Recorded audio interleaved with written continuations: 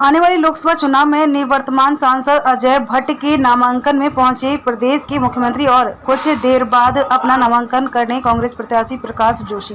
आज लोकसभा चुनाव के नामांकन के लिए निवर्तमान सांसद अजय भट्ट और कांग्रेस पार्टी की ओर से प्रकाश जोशी ने अपना नामांकन भरा।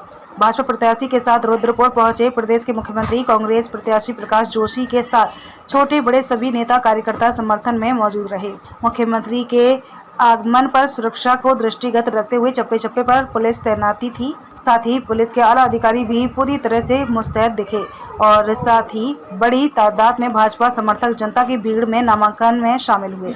इसी दौरान मुख्यमंत्री से पूछने पर उन्होंने कहा कि तीसरी बार भी नरेंद्र मोदी प्रचंड जीत दर्ज कर प्रधानमंत्री बनने जा रहे हैं। साथ ही कहा कि जीत कितनी सीटों पे होगी, 410 या 420 सीटों से यह कहना अभी मुश्किल होगा। वहीं दूसरी ओर कांग्रेस प्रत्याशी प्रकाश जोशी ने कहा कि बीजेपी को लोगों ने 10 साल देखा, जनता इनकी नीतियों से परेशान है। इस बार जनता बदलाव के मूड में है। अतः यशपाल आर्य ने कहा कि भाजपा की कई सारी योजनाएं फेल हो गई, महंगाई आसमान छू रही है, बेरोजगारी बढ़ती जा रही है। इन सब का जवाब इस बार जनता जरूर देगी।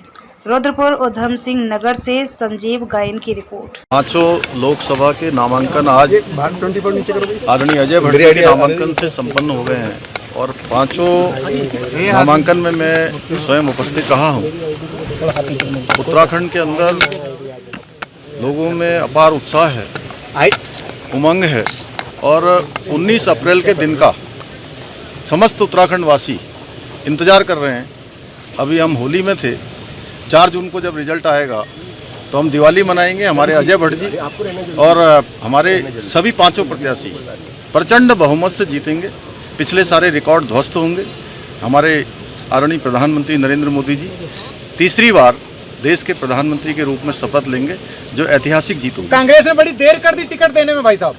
उनको पता है कि परिणाम क्या होने वाला है। इस बार वहाँ इस बात के लिए काम नहीं हो रहा था कि चुनाव में हर बार सिफारिश लगती थी कि सब एक दूसरे से बात करते थे कि मुझे टिकट दिलवा दो, मेरे टिकट की बात कर दो। इस बार वहाँ टिकट न मिले, इसके लिए जो है उन्होंने सबने प्रयास किया है। उसी का परिणाम इतनी देर हुई क्योंकि सबको पता है परिणाम क्या होने वाला है। ये कांग्रेस से बड़े चेहरे बसते हुए नजर आए, इस बार कोई भी बड़ा चेहरा सामने नहीं आया चुनाव। सभी को पता है कि चुनाव का परिणाम क्या होने वाला है और देश के अंदर भी जो इस बार चर्चा हो रही है, सबको पता है कि चर्चा इस बात की नहीं हो रही है कि सरकार किसकी बनेगी। सब पूरा देश कह रहा है कि सरकार मोदी जी के नेतृत्व में बनेगी, प्रचंड बहुमत की बनेगी। अब 410 की बनेगी कि 420 की बनेगी, ये चर्चा हो रही है।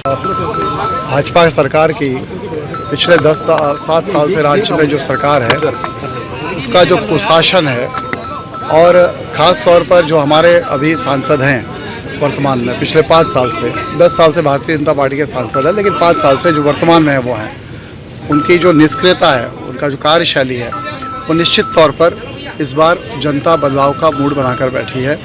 बहुत सारे मुद्दे हैं, अभी हमारे नेता पर्ची ने आपको बताया, मुद्दों की कोई कमी नहीं है।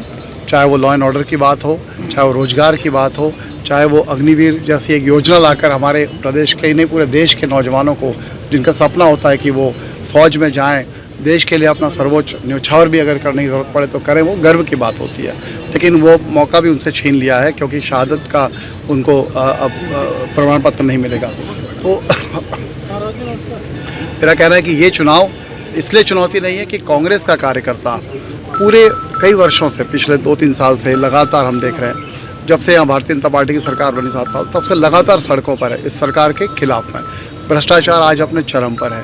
तो इन सब बातों की वजह से रोजगार की स्थिति आपको मालूम है, कितनी बेरोजगारी बढ़ गई है, महंगाई कहाँ है। कांग्रेस का कार्यकर्ता सड़क पर है, कांग्रेस का कार्यकर्ता बूथों पर है, मजबूत स्थिति में है और उनके दम पर हम लोग निश्चित तौर पर भारी बहुमत से ये चुनाव जीतेंगे। वर्तमान सांसद की एक बड़ी बात आपको और बताऊँ, जनता उनसे सवाल पूछ रही है और आपने भी पूछा था कि पिछले 5 साल से जब से वो सांसद हैं, वो मात्र अपनी सांसद निधि का 40% ही उपयोग कर पाए, 60% उन्होंने उपयोग नहीं किया। किसका पैसा था?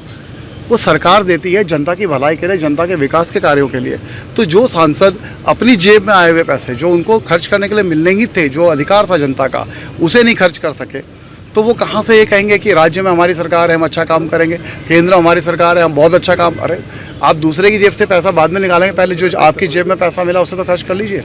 तो ये उनकी नाकामी है और जनता जान चुकी है, इसलिए जनता बदलाव के मूड में है और मैं आभारी हूँ। पार्टी ने मुझे यहाँ जनता के बीच में एक सेवा का मौका दिया है और मुझे पूरा विश्वास है हमारे सभी कांग्रेस परिवार के साथियों की मदद से और जनता के आशीर्वाद से हम विजयी बने।